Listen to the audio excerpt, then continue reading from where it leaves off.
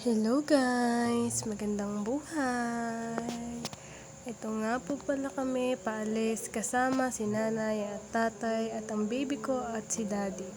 At syempre, ang pinakamamahal kong si Lamborghini na lagi naming sasakyan saan man kami mapunta. Siya lang ang meron kami kaya iniingatan niya ng tatay. Si Lamborghini lang ang sasakyan namin at wala nang iba. Wala makakapares dyan kay Lamborghini kasi kahit saan mapadpad si tatay, iyan ang kasamahan niya. At syempre, kasama na rin kami doon. Kaya love na love ko rin si Lamborghini. Linggo nga po pala nung mga araw na yan kaya sama-sama kami. Aangkat po kami ng sabon dyan sa Marilao. Opo, sa Marilao. Taga-Pulilan po kami pero sa Marilao po ako umaangkat ng sabon. Dahil dun lang po ako kumikita ng kakaunti. Pero kahit kakaunti po, nakakatulong iyon. At malaki po ang itutulong nun kahit paunti-unti, lalo na pag naiipon ko. Napapaikot-ikot ko naman po ngayon ang tinutubo ko kaya okay pa siya.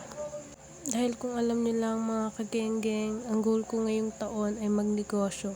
Papasukin ko lahat ng alam kong negosyo o lahat ng alam kong kakayanin ko at ng budget namin.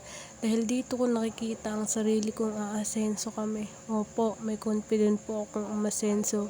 Dahil makapangyarihan po ang isip ng tao. Lalo na po pag ginusto, wala pong imposible. At nung time nga po na yan, napadaan na kami sa Jesus House kung tawagin nga po ng baby ko. Opo, tinuro ko po sa kanya na ang tawag niya sa simbahan ay Jesus House. Pinapaunawa ko po sa kanya na iyan ang bahay ni Jesus. Kaya po pag linggo, pagka nadadaan kami dyan, sasabihin niya, Mommy, Jesus House. Mas maganda po kasi na bata pa lang, tinuturuan na natin sila. Pero soon po, kung ayaw niyo sa akin, si Ian na lang po ang ibablog ko. Haha, joke po. Ayan, sa mga time nga po na yun, inip na ako dahil sa suluk-sulukan pa po ng Marilao yun kusa namin kinukuha. Kitang-kita nyo naman po, sobrang tagal niyan at sobrang kripot ng daan pero go pa rin. Thankful po ako sa mga biyanan na meron ako dahil nakasuporta sila sa akin sa lahat. Sa aming mag-asawa, kaya nanay, tatay, sobrang thank you po. Hindi ko man po ito maibalik ngayon pero soon. May awa po ang Diyos para masuklian ko kayo sa lahat ng pagsisikap na binibigay niyo sa aming mag-asawa at sa tulong. Kaya sana po wag po kayong maiinip. Love na love ko po kayo, Nay-Tay.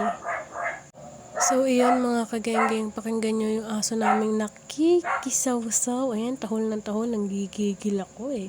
Oo, tahol ng tahol, naririnig nyo ba yan? Maingay na nga yung kapitbahay and dumadagdag pa sila ng tahol ng tahol. Kaya nandito ako sa isang sulok, kaya nakikipag-usap sa inyo.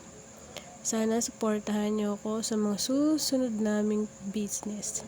At sana mga kageng-geng, maging part kaya ng successful ko. At ayan, dumating na rin kami.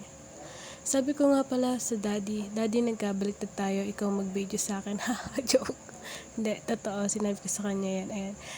Pinasok ko na nga pala yung loob dahil yan. Pero nahihiya siya. At ayan, ang pamangkin kong supportive din sa akin. Ayan sila tatay. Sige, hulaan nyo kung saan yan. Yan yung itsura nun. Ayan. Siyempre, nakarating na kami. Nakuha na namin lahat-lahat. Kaya ayan, uuwi na kami. Nakita nyo naman, diba? Banking. Ayan, looban po siya. Kaya kung hindi ka talaga matyaga, hindi ka masikap, nako, hindi nyo po matutuntun yan. Sana po mga kageng-geng, suportahan nyo ang aking business. Dahil gusto ko po na dito nyo ko makilala. Maraming salamat mga kageng-geng. Re-rewind ko po sa inyo yung itsura. Tan, tadan, tararararan, tan, tan, tan, tan, tan.